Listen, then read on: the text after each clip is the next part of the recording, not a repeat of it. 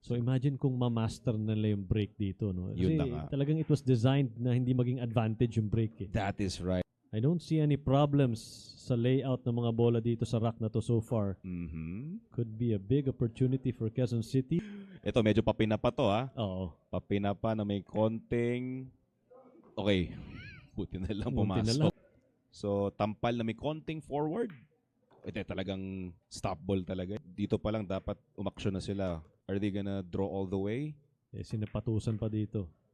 Simple side pocket for the 7. O, kinorner pala. Ayun. Pero either way, ganun pa rin, papunta pa rin yung pato. Hindi mumimintis tong si Mark Zambrano. Naku. Ayun, so medyo diretso pala siya, no? Yesterday, syempre yung kumpiyansa nandyan pa rin. Mainit pa yung takon niyan. That's right. And he puts it away. Right at the heart of the hole para dito kay Christian Jocaresa.